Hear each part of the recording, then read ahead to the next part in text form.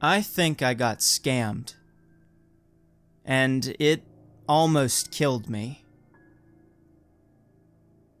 The listing said, private cabin retreat. Not another living soul around for miles. I guess technically, it wasn't wrong. Yes, there were plenty of red flags, but this was my first vacation by myself, so I thought I was just being overly paranoid. The drive up was quiet and uneventful, but I got there much later than I'd hoped. It was nearly dusk as I pulled into the long and winding dirt road leading to the cabin. The entryway was shrouded in tall trees, and for a moment, I thought I saw someone watching me from just behind the tree line. But I looked back and there was no one there. I told myself I must have imagined it.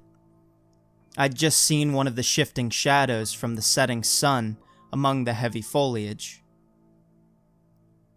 When I'd first entered the address into my navigation app, I was disappointed to see the address was for a campground. The host had apparently cropped the image on the listing to make it look like a lone cabin. I wasn't all that surprised, though. The place was ridiculously cheap and one of the few rentals in the area that were available at the time. After the figure I thought I'd seen on the drive up, plus the way the trees nearly choked out what was left of the sun, I wasn't upset at the idea of not being totally alone.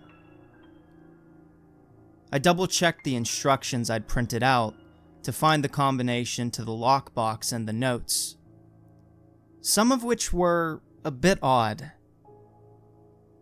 You may not check out early.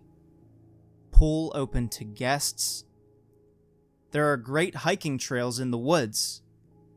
Enjoy your stay. Please take the trash out before you leave.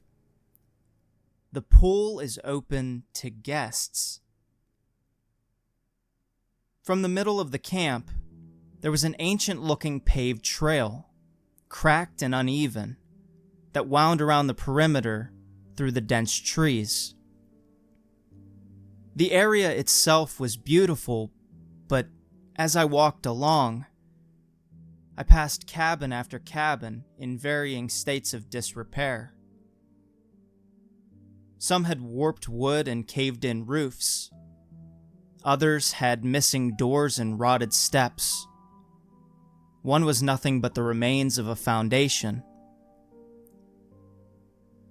There had been other cars in the parking lot, but it was eerily quiet.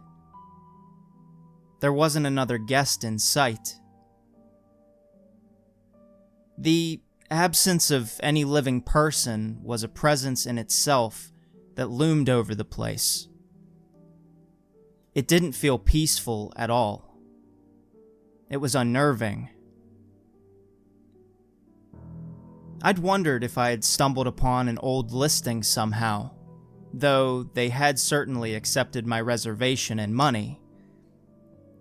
I was about to turn back when I spotted it in the distance. The cabin from the pictures. It looked very well cared for, unlike the others. I saw movement from the corner of my eye and jumped, already on edge. After a moment, I realized what it was. The remnants of a torn curtain fluttering along with the breeze through the busted-out window of the cabin next door. All of the other cabins looked to be vacant, the darkness within apparent through blank and shattered windows. I felt an awful, creeping apprehension, and I strongly debated just leaving. But it was almost dark, and I didn't feel comfortable driving through dark woods at night, especially with nowhere else to stay. I figured I'd head out in the morning. A bit further down from my cabin, I could see an old pool that I doubt had seen a swimmer in decades. Worn-out looking children's toys, shoes, trash, and other debris from the campsite littered the bottom of the deep end, sun-bleached and long forgotten.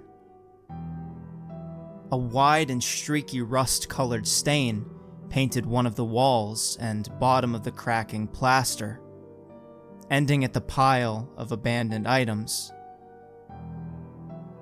I thought of the "pool open to guests" note from the host.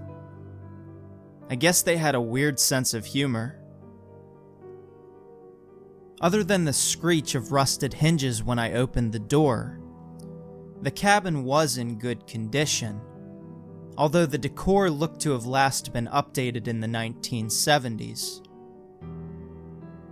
While looking around for a bit, I found a few dust-covered items that looked to be accidentally left behind by the previous guest and made a mental note to let the host know. I sat inside for a while, looking out at the grounds and woods around me. For a moment, out of the corner of my eye, I thought I saw the pool filled with dark water, multiple pale and thin figures standing in it up to their shoulders. But when I turned to look, it was empty, just like it had always been. I assured myself I was just imagining things. The solitude was even more apparent after the sun had fully set. Far removed from the lights of nearest town, and with the moon drowned out by clouds, the campsite was blanketed in a level of darkness unlike anything I had ever experienced before. That, coupled with the silence, made me feel completely alone in the world.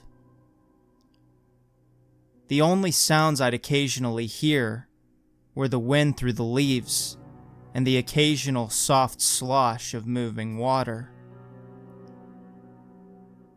I decided to call a friend just to hear another human voice, but I had no reception on my phone, and the old rotary phone in the kitchen didn't work. I didn't even get a dial tone. Already regretting my decision to stay, I turned in early, hoping the night would pass quickly. I wondered if they'd give me a refund on the other 2 nights, but based on their note about not checking out early, figured probably not. I had almost fallen asleep when I heard it. The tap, tap, tap, and scraping against the window. It didn't concern me at first. I assumed the wind had picked up and I was hearing one of the many trees surrounding the cabin. But then, I heard the protest of the metal hinges of the front door. I bolted upright. I must have forgotten to lock it behind me. The old wooden floorboards of the kitchen creaked under the weight of whomever had come inside. I locked the bedroom door and grabbed my phone, only to remember that I had no service. Unsure of what else to do, I pushed the only other piece of furniture in the room in front of the door and wedged myself under the bed. Their steps sounded wet and made an awful squelching sound on the carpet in the hallway. The sound of their footsteps became louder, closer. The intruder paused. A door opened further down the hall, one of the other bedrooms. Another set of footsteps continued on, even after the first had paused. There were more than one of them. Methodically, slowly, I heard someone enter each room, walk around it, leave. They were working their way down the hall, closer and closer to the room I was in. I really thought I was experiencing what were to be my final moments on this earth. Tap, tap, tap. That time, it came from my bedroom door. And in the closer proximity, I could hear the scrape of long nails on the rough wood. They turned the handle, and I held my breath, hoping the flimsy-looking lock would hold. When it didn't open, they alternated between tapping at the door and slamming against it. I heard the slow and deliberate steps of one of them leaving, and not long after, the tapping on the window resumed.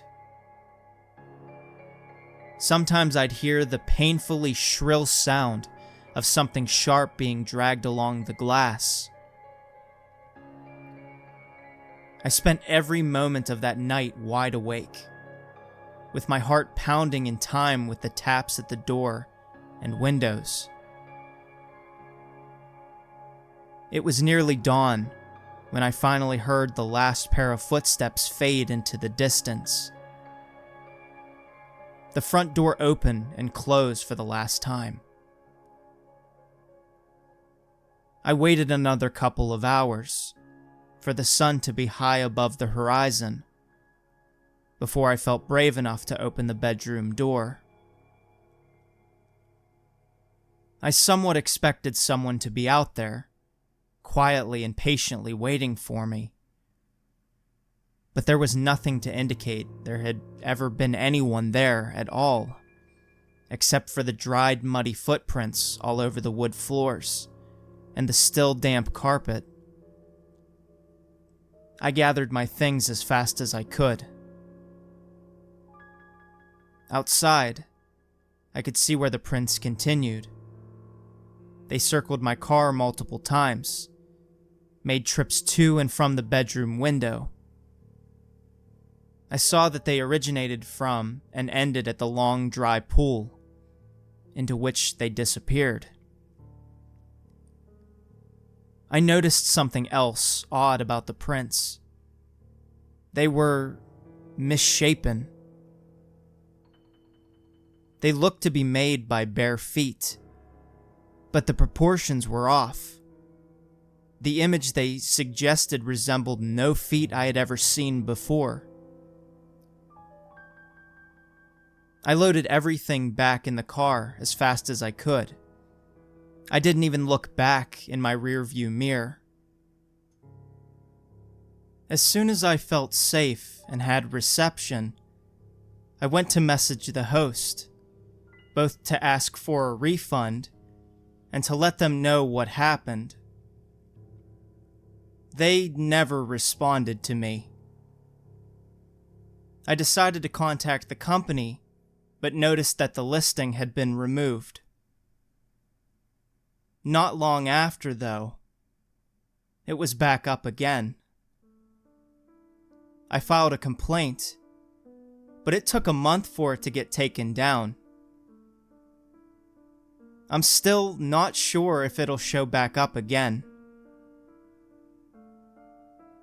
I wanted to share my experience to encourage people to make better decisions than I did. If things don't feel right, please don't ignore the red flags. And if you see this listing, do not book it.